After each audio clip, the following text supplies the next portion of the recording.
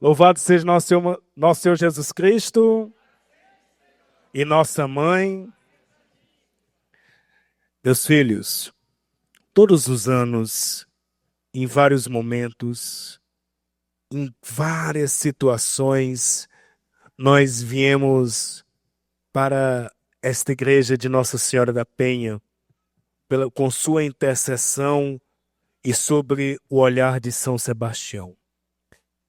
Rezamos muitas vezes com nosso saudoso Monsenhor Mauro, com nosso querido Padre Leandro, com o Padre Arildo, com o Padre Eudásio, tantos outros vigários que passaram por aqui.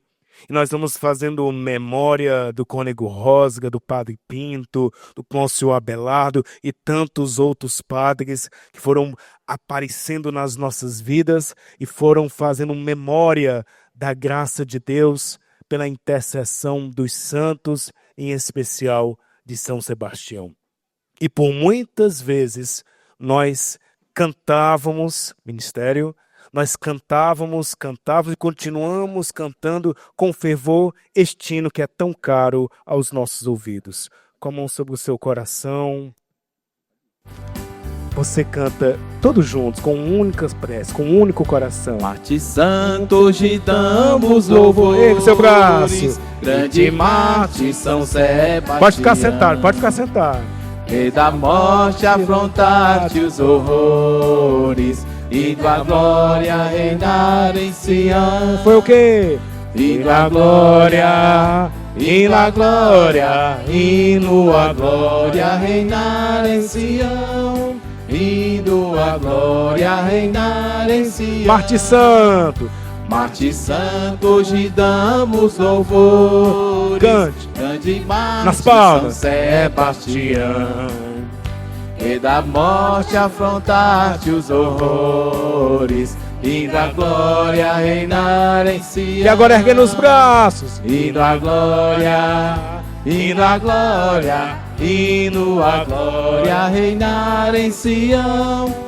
E a glória reinar em Sião.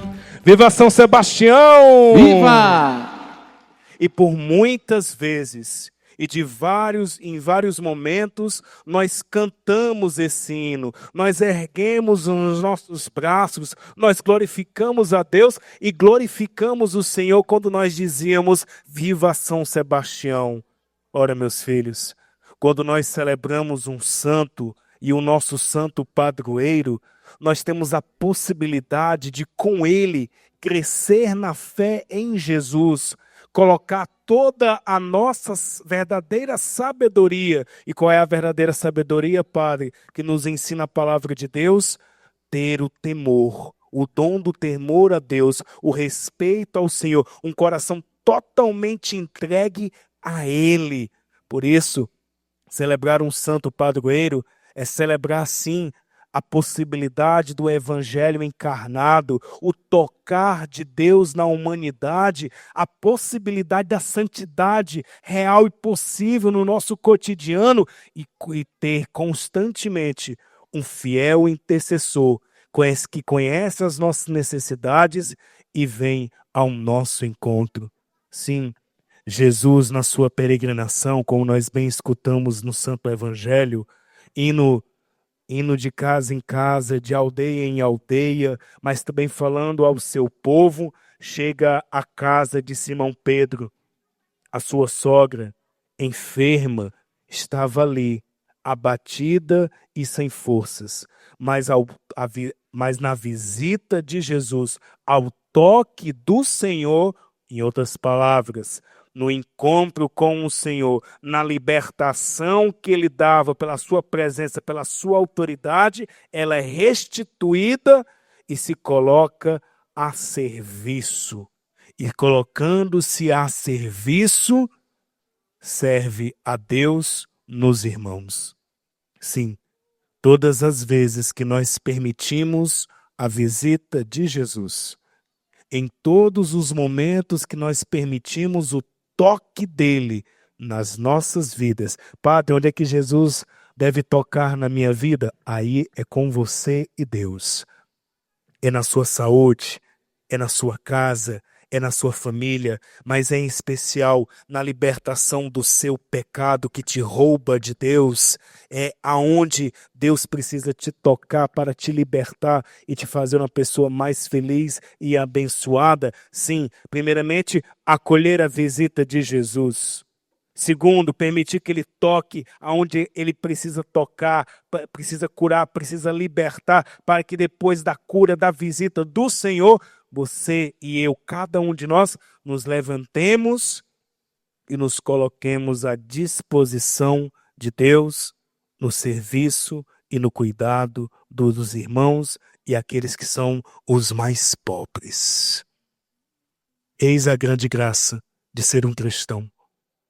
Encontrar-se com o Senhor, deixar-se tocar pelo seu amor e na experiência desse amor se colocar à disposição dele no serviço aos irmãos. Mas, Padre, como nós vamos de fato crescer nesta visita? Como nós vamos de fato experimentar este amor? Como é que nós vamos ser como que São Sebastião nos tempos atuais, que entregou toda a sua vida na experiência de amor de Deus? Aquilo que o próprio Senhor hoje nos ensinou. Depois de curar, depois de visitar, ele se recolhe para rezar. Caia na real. Jesus só visita a sua casa. Jesus só opera o milagre. Jesus só revoluciona a sua vida, não com guerras nem com armas, mas com o seu amor, se nós tivermos a disposição de sempre rezar. Sem oração, sem a disposição do coração que vigia Deus, Deus não pode operar nada em sua vida ou nas nossas vidas. Sem oração, Jesus não opera o milagre. Sem oração, Jesus não consegue lhe visitar. Sem oração, o seu coração não está preparado para esse novo de Deus. Por isso, Senhor, vamos às aldeias, vamos visitar, vou tocar, vai realizar o milagre. Mas era ele que na intimidade do coração se recolhia para rezar diante de Deus, querendo saber qual era a sua vontade, discernindo qual era o querer do Senhor, para assim continuar a obra de salvação. Por isso, neste dia de hoje, pela intercessão de São Sebastião, nós devemos pedir esta graça. Primeiro, Senhor, dai-me a graça de sempre rezar. Rezar constantemente, rezar insistentemente, rezar, sempre me colocar em oração diante de Ti, rezar. Segundo, nesta vida de oração, pedir a visita do Senhor. Senhor, visita o meu coração, a minha casa, a minha família, o que eu tenho, o que eu sou. Visita-me, Jesus, visita-me, Senhor. Terceiro, na visita do Senhor, nesse caminho de oração, permitir que o Senhor toque e liberte as nossas almas, as nossas vidas de todo mal. E qual é o primeiro mal? O pecado, que se dá por meio da confissão. Padre, faz tempo que eu não me confesso, se confesse. Padre, eu tenho medo de me confessar. Não, tenha vergonha de não buscar a Deus. Padre, faz tempo que eu não comungo porque eu não confesso. Quem perde a graça é você, quem não comunga é você, quem não busca a Deus é você. Então o único responsável pela salvação é também você. Por isso a necessidade de se confessar com o toque de Deus, que cura, liberta, transforma. E nesse movimento de tocar-se pelo Senhor, pela Sagrada Confissão, pela Santíssima Eucaristia, nesse movimento de intimidade da visita de Deus, se colocar agora à disposição, pedir esta graça. Senhor, visitado, rezando, curado, libertado pelo teu toque de amor, que eu possa agora, Senhor, dai-me a graça de sempre servir aos irmãos, servir aos irmãos, servir aos irmãos. Padre, de que forma, Padre? Eu já participo da pastoral na igreja, eu já participo de algum movimento, Padre, eu já participo de alguma ONG, Padre, eu já participo de alguma caridade. Não, é aquilo que a palavra nos ensina e é real. Dá de comer quem está com fome, dá de beber quem está com sede, veste quem está nu, visita os doentes, enterra os mortos, dá o bom conselho, pratica as obras de misericórdia. pratica as obras de misericórdia. Se alguém está com fome, dá um prato de comida. Se alguém está com sede, dá um copo de água. Se alguém está precisando de roupa, veste aquela criatura. Se alguém te pede ajuda, ajuda. Se alguém disse uma má palavra, diz a boa palavra. Se a pessoa está triste, dá uma palavra de alegria. Se a pessoa está infeliz, anima aquela criatura. Se a pessoa está doente, visita. Se alguém morreu, enterra e reza. Isso é servir a Deus, meus irmãos. As obras de misericórdia, nem mais e nem menos, mas na medida certa que nos salva. Nem mais e nem menos. Por fim, suplicando a São Sebastião, na última vez que estava em Roma, tive a graça de visitar as catacumbas de São Sebastião.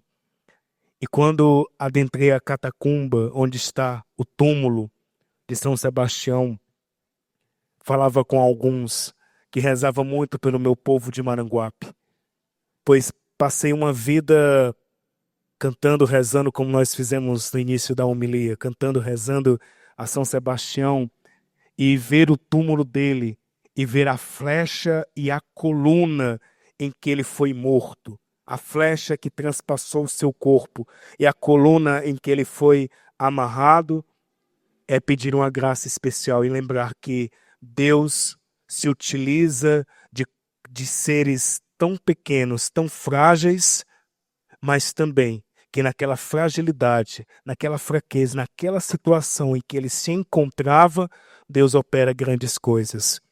Sim, meus filhos, quando vocês pensarem, quando nós pensarmos que nós somos os menores, os mais fracos, os mais debilitados, lembremos, podem vir as flechas, as colunas, as tribulações.